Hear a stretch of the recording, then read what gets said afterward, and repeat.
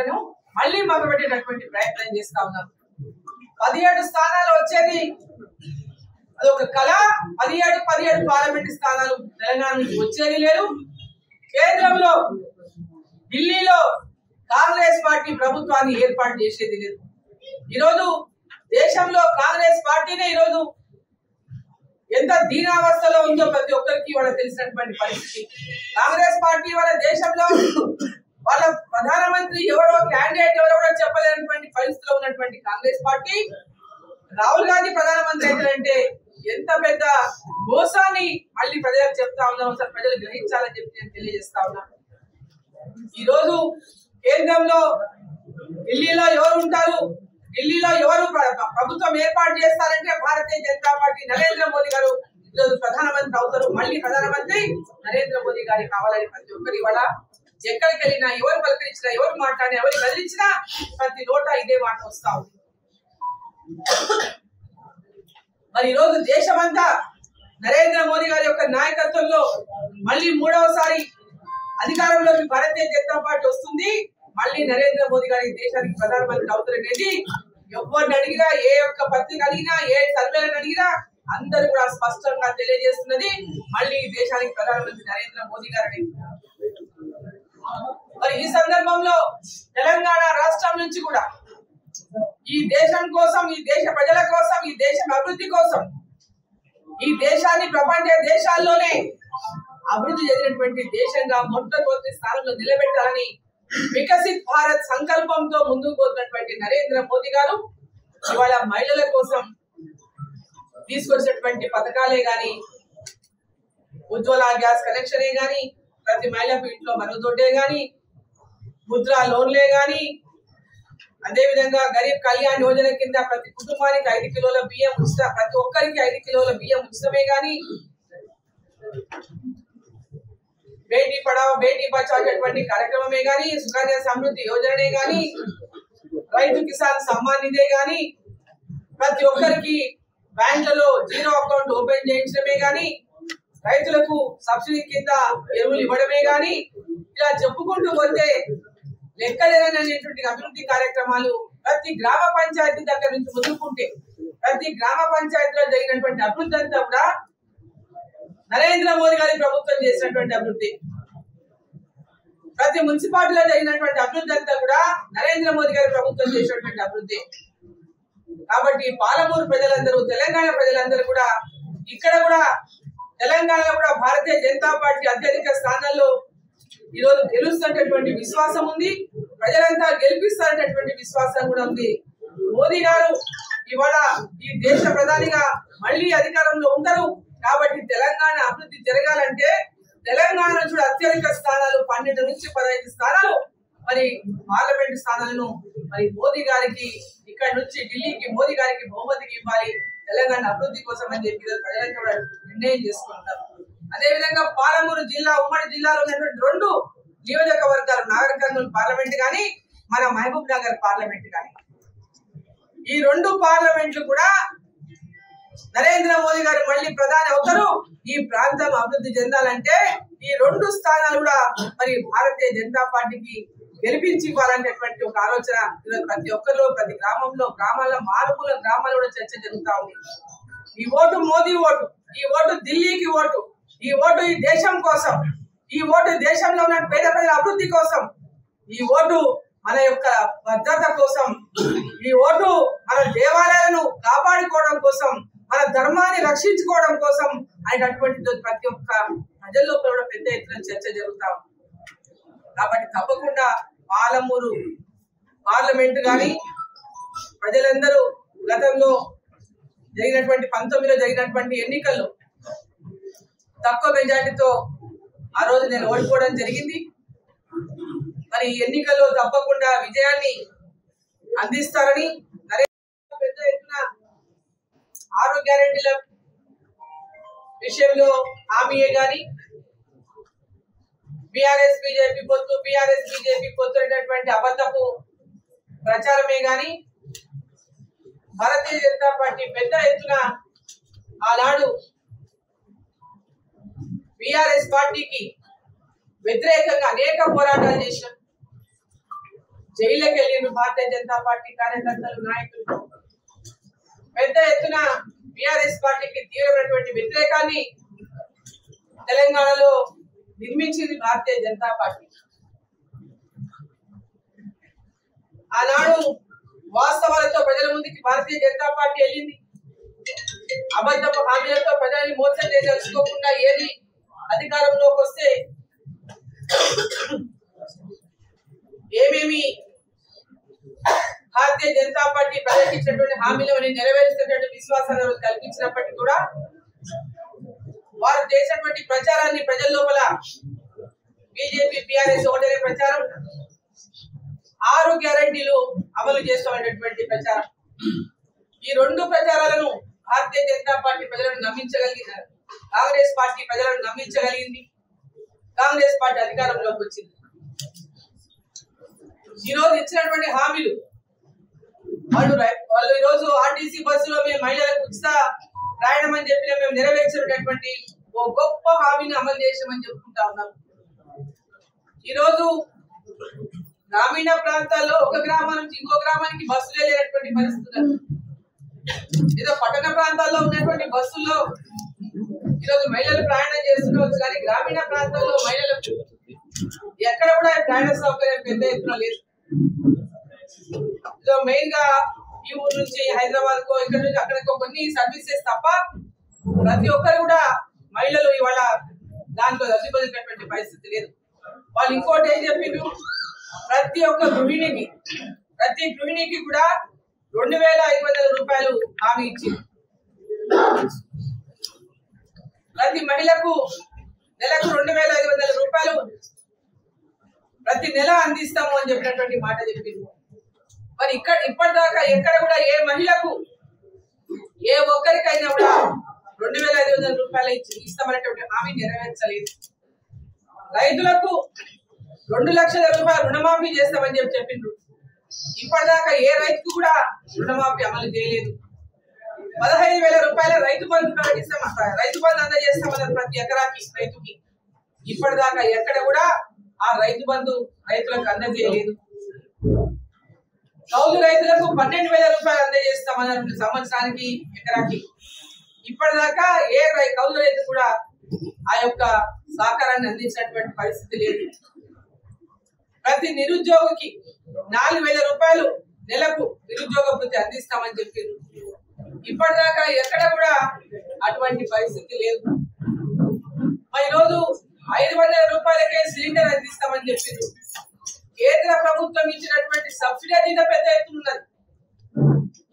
BPL లో ఉన్నటువంటి పేద మహిళలకు కేంద్ర ప్రభుత్వమే పెద్ద ఎత్తున 350 రూపాయల దాకా సబ్సిడీ ఇస్తా ఉంది ఇవాళ. మరి ఈరోజు రాష్ట్ర ప్రభుత్వం 500 రూపాయల సిలిండర్ అంటే కేంద్ర ప్రభుత్వం పోగా వీళ్ళు ఇచ్చేది ఎంతలో ఒకసారి మనం అందరం కూడా ఆలోచన చేయాలి. ఇప్పుడు కూడా ఎక్కడికి ఏ ఒక్క మహిళ కూడా ఇప్పటిదాకా ఒక సిలిండర్ ఉచితంగా 500 రూపాయలకి సిలిండర్ ఇచ్చినటువంటి పరిస్థితి లేదు. 200 యూనిట్ల కరెంటు ఫ్రీగా ఇస్తామని చెప్తూ ఉచితంగా అందజేస్తామన్నారు. ఇప్పటిదాకా ఎక్కడ కూడా ఏ ఇంటికి కూడా 0 బిల్లు ఇచ్చినటువంటి పరిస్థితి లేదు. ఉచిత కరెంటు 200 యూనిట్ ఇచ్చినటువంటి పరిస్థితి లేదు. కేవలం కాగితాల మీదనే, పత్రికల మీదనే బ్యానర్ ఐటమ్లుగా ఈ యొక్క హామీలు నిలబడుతున్నాయి తప్ప అక్కడ ఆ జిల్లాలో ఒక ప్రోగ్రాం పెట్టి ఒక పథకం, ఈ జిల్లాలో ఒక ప్రోగ్రాం పెట్టి ఒక పథకం అవన్నీ లాంచ్ చేసేసినట్టు పెద్ద మీడియాలో ప్రచారం చేసుకుంటారు తప్ప ఇప్పటిదాకా గ్రౌండ్ లో ఏది కూడా అమలు చేయనటువంటి పరిస్థితి. అది కూడా పార్లమెంట్ ఎన్నికలు ఉన్నాయని, పార్లమెంట్ ఎన్నికల్లో లబ్ధి పొందడానికి మాత్రమే ఈ పథకాలను పెద్ద ఎత్తున ఒక్కొక్క దగ్గర ఒక బహిరంగ సభలు పెట్టుకొని వీటిపైన ప్రకటన చేస్తా ఉన్నారు. ఇప్పుడు అమలు చేస్తాం, అప్పుడు అమలు చేస్తున్నటువంటి మాట. ఎన్నికల లోపు ఇవేవి కూడా ప్రజలందరికీ అందించినటువంటి పరిస్థితి లేదని కూడా ఈ సందర్భాన్ని తెలియజేస్తా ఉన్నాం. ఈరోజు రాష్ట్రంలో ఉన్నటువంటి పరిస్థితి గురించి పెద్ద ఎత్తున బ్యానర్ ఐటమ్స్ లో ఈ రాష్ట్రం పెద్ద ఎత్తున అప్పులో కూరుకొని పోయింది, ఇది సాధ్యం కాదు, ఈ జీతాలు ఇచ్చేదే కష్టంగా మారొచ్చు, ఈ ప్రాజెక్టులు చేయడమే కష్టంగా మారొచ్చు, ఈ పథకాలన్నీ ఏ విధంగా అయితే అనేటువంటి విధంగా పెద్ద ఎత్తున వార్తలు రాసి ప్రజలను మెంటలీగా ఈ యొక్క పథకాల అమలు లోపల ఇది సాధ్యం కాదు ఏమో అనేటటువంటి ఒక అపోహ కూడా ఈరోజు రాష్ట్ర ప్రభుత్వం సృష్టించేటటువంటి ప్రయత్నం చేస్తుంది. బికాస్ ఈ రాష్ట్రం అప్పులో కూర్కొని పోయింది కాబట్టే టిఆర్ఎస్ పార్టీ పెద్ద ఎత్తున లక్షల కోట్ల రూపాయలు 6 లక్షల నుంచి 7 లక్షల కోట్ల రూపాయలు అప్పులు చేసింది కాబట్టి ఆ అప్పులకే సంవత్సరానికి 60,000 కోట్ల రూపాయల అంటే తిరుగు చెల్లించేటటువంటి పరిస్థితి కాబట్టి ఇవన్నీ చేయడం సాధ్యమని ప్రజలే ఆలోచించేటటువంటి విధంగా చేసినటువంటి ప్రయత్నం చేస్తా ఉన్నారు.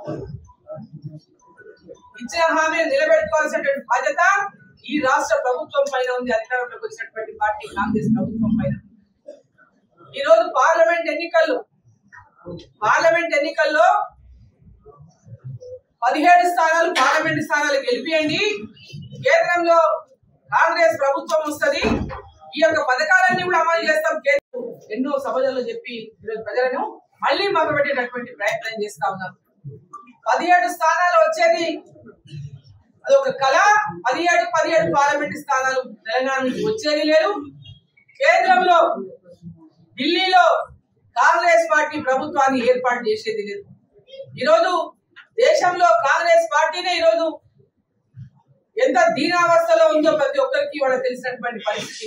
కాంగ్రెస్ పార్టీ వాళ్ళ దేశంలో వాళ్ళ ప్రధానమంత్రి ఎవరో క్యాండిడేట్ ఎవరో కూడా చెప్పలేనటువంటి పరిస్థితిలో ఉన్నటువంటి కాంగ్రెస్ పార్టీ రాహుల్ గాంధీ ప్రధానమంత్రి అవుతారంటే ఎంత పెద్ద మోసాన్ని మళ్ళీ ప్రజలకు చెప్తా ఉన్నాం. అసలు ప్రజలు గ్రహించాలని చెప్పి నేను తెలియజేస్తా ఉన్నాను. ఈ రోజు కేంద్రంలో ఢిల్లీలో ఎవరు ఉంటారు, ఢిల్లీలో ఎవరు ప్రభుత్వం ఏర్పాటు చేస్తారంటే భారతీయ జనతా పార్టీ నరేంద్ర మోదీ గారు ఈరోజు ప్రధానమంత్రి అవుతారు. మళ్ళీ ప్రధానమంత్రి నరేంద్ర మోదీ గారి కావాలని ప్రతి ఒక్కరి ఇవాళ ఎక్కడికి వెళ్ళినా ఎవరు పలకరించినా ఎవరు మాట్లాడినా ఎవరు కదిలించినా ప్రతి నోట ఇదే మాట వస్తా ఉంది. మరి ఈరోజు దేశమంతా నరేంద్ర మోదీ గారి యొక్క నాయకత్వంలో మళ్ళీ 3వసారి అధికారంలోకి భారతీయ జనతా పార్టీ వస్తుంది. మళ్ళీ నరేంద్ర మోదీ గారి దేశానికి ప్రధానమంత్రి అవుతారనేది ఎవరిని అడిగినా, ఏ ఒక్క పత్రిక అడిగినా, ఏ సర్వేలను అడిగినా అందరూ కూడా స్పష్టంగా తెలియజేస్తున్నది మళ్ళీ దేశానికి ప్రధానమంత్రి నరేంద్ర మోదీ గారని. మరి ఈ సందర్భంలో తెలంగాణ రాష్ట్రం నుంచి కూడా ఈ దేశం కోసం, ఈ దేశ ప్రజల కోసం, ఈ దేశం అభివృద్ధి కోసం, ఈ దేశాన్ని ప్రపంచ దేశాల్లోనే అభివృద్ధి చెందినటువంటి దేశంగా మొట్టమొదటి స్థానంలో నిలబెట్టాలని వికసిత్ భారత్ సంకల్పంతో ముందుకు పోతున్నటువంటి నరేంద్ర మోదీ గారు ఇవాళ మహిళల కోసం తీసుకొచ్చినటువంటి పథకాలే గాని, ఉజ్వల గ్యాస్ కనెక్షనే గాని, ప్రతి మహిళకు ఇంట్లో మరుగుదొడ్డే గాని, ముద్రా లోన్లే గాని, అదే విధంగా గరీబ్ కళ్యాణ్ యోజన కింద ప్రతి కుటుంబానికి 5 కిలోల బియ్యం ఉచిత, ప్రతి ఒక్కరికి 5 కిలోల బియ్యం ఉచితమే గాని,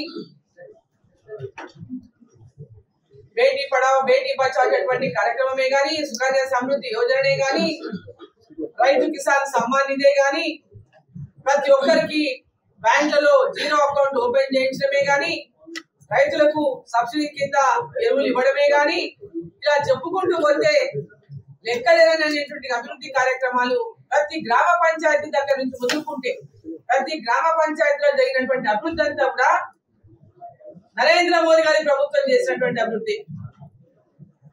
ప్రతి మున్సిపాలిటీలో జరిగినటువంటి అభివృద్ధి అంతా కూడా నరేంద్ర మోదీ గారి ప్రభుత్వం చేసినటువంటి అభివృద్ధి. కాబట్టి పాలమూరు ప్రజలందరూ, తెలంగాణ ప్రజలందరూ కూడా ఇక్కడ కూడా తెలంగాణలో కూడా భారతీయ జనతా పార్టీ అత్యధిక స్థానాల్లో ఈరోజు గెలుస్తున్నటువంటి విశ్వాసం ఉంది. ప్రజలంతా గెలిపిస్తారనేటువంటి విశ్వాసం కూడా ఉంది. మోదీ గారు ఇవాళ ఈ దేశ ప్రధానిగా మళ్ళీ అధికారంలో ఉంటారు. కాబట్టి తెలంగాణ అభివృద్ధి జరగాలంటే తెలంగాణ నుంచి అత్యధిక స్థానాలు 12 నుంచి 15 స్థానాలు మరి పార్లమెంట్ స్థానాలను మరి మోదీ గారికి ఇక్కడ నుంచి ఢిల్లీకి మోదీ గారికి బహుమతికి ఇవ్వాలి తెలంగాణ అభివృద్ధి కోసం అని చెప్పి ప్రజలంతా కూడా నిర్ణయం చేసుకుంటారు. అదే విధంగా పాలమూరు జిల్లా, ఉమ్మడి జిల్లాలో ఉన్నటువంటి 2 నియోజకవర్గాలు, నాగర్ కర్నూలు పార్లమెంట్ గాని, మన మహబూబ్ నగర్ పార్లమెంట్ గాని, ఈ 2 పార్లమెంట్లు కూడా నరేంద్ర మోదీ గారు మళ్ళీ ప్రధాని అవుతారు.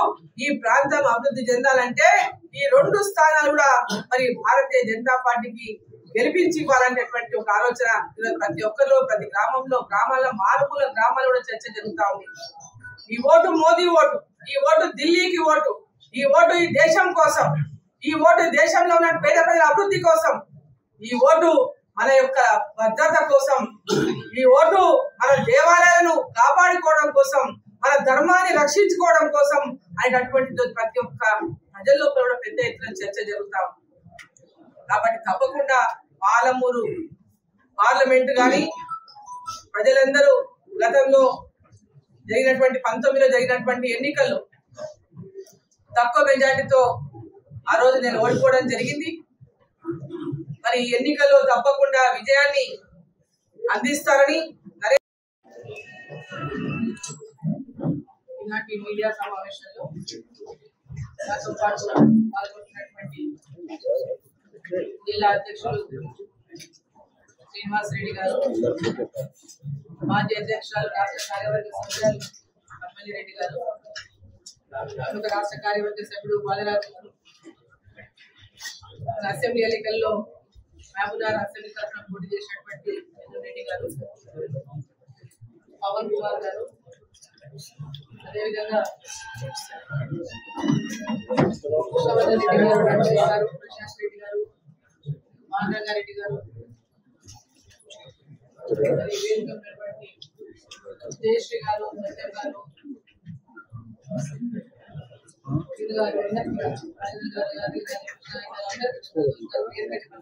ప్రతి ఒక్కరికి కూడా ముందున్నటువంటి మీడియా మిత్రులందరికీ, కార్యకర్తలందరికీ నా యొక్క నమస్కారాలు.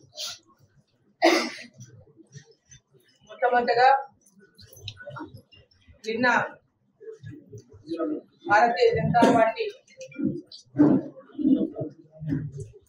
కేంద్ర ఎన్నికల కమిటీ ప్రకటించినటువంటి 2వ జాబితాలో మహబూబ్ నగర్ కు సంబంధించి మహబూబ్ నగర్ స్థానానికి పార్లమెంటు అభ్యర్థిగా నా పేరు ప్రకటించినటువంటి నేపథ్యంలో నన్ను మహబూబ్ నగర్ పార్లమెంటు స్థానానికి ఎంపిక చేసినటువంటి నేపథ్యంలో మన ప్రియతమ ప్రధాని నరేంద్ర మోదీ గారికి, జాతీయ అధ్యక్షులు జేపీ నడ్డా గారికి, కేంద్ర హోంశాఖ మంత్రులు అమిత్ షా గారికి, పార్లమెంటరీ బోర్డు కమిటీ సభ్యులకు, రాష్ట్ర అధ్యక్షులు కిషన్ రెడ్డి గారికి, మా జిల్లా పార్టీకి ప్రతి ఒక్కరికి కూడా పేరు పేరున నా యొక్క హృదయపూర్వకమైనటువంటి ధన్యవాదాలు నేను తెలియజేస్తా ఉన్నాను. ఈరోజు మహబూబ్ నగర్ స్థానం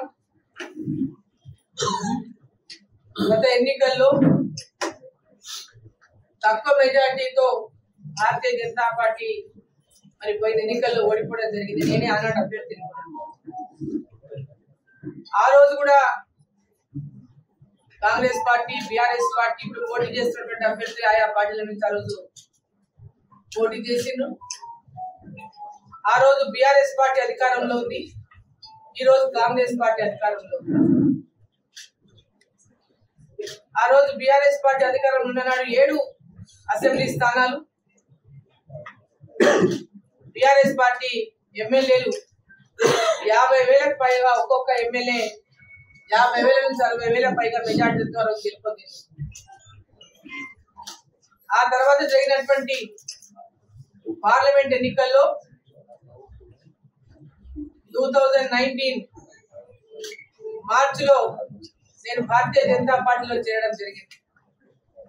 మహబూబ్ నగర్ పార్లమెంట్ స్థానానికి ఆనాడు నా అభ్యర్థిత్వాన్ని ఖరారు చేసి మరి ఆ రోజు నేను పోటీలో ఉన్నటువంటి సందర్భంలో ఆ రోజు జిల్లా వ్యాప్తంగా కూడా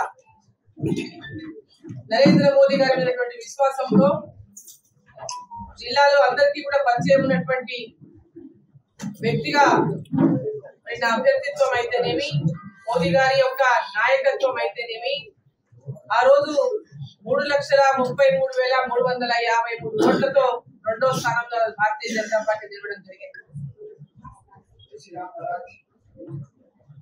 మరి ఈ రోజు ఉన్నటువంటి పరిస్థితుల్లో రాష్ట్రంలో కాంగ్రెస్ పార్టీ అధికారంలోకి వచ్చింది. బీఆర్ఎస్ పార్టీ ఈరోజు పార్లమెంట్ ఎన్నికల్లో పోటీ చేద్దామన్నా ముందుకు వచ్చేటువంటి అభ్యర్థులు లేనటువంటి పరిస్థితులు ఎదుర్కొంటాం. కాంగ్రెస్ పార్టీ ఈరోజు అధికారంలో ఉన్నారు. 7 మంది ఎమ్మెల్యేలు కూడా కాంగ్రెస్ పార్టీ నుంచి విజయం సాధించింది ఇక్కడ. అప్పుడు ఏ విధంగా అయితే అధికారంలో ఉన్నటువంటి బీఆర్ఎస్ పార్టీలు ఇక్కడ 7 మంది ఎమ్మెల్యేలు ఉన్నారో ఈ రోజు కూడా అధికారంలో ఉన్నటువంటి కాంగ్రెస్ పార్టీ నుంచి 7 మంది ఎమ్మెల్యేలు ఉన్నారు. కాకపోతే ఆనాడు కంటే ఈ రోజు గెలిచినటువంటి ఎమ్మెల్యేల మెజార్టీలు మరి అంత పెద్ద మెజార్టీ లేనటువంటి విషయం మనకు అందరికీ కూడా తెలుసు. రాష్ట్రంలో కూడా బొట్టాబొట్టి మెజార్టీతో రాష్ట్ర ప్రభుత్వాన్ని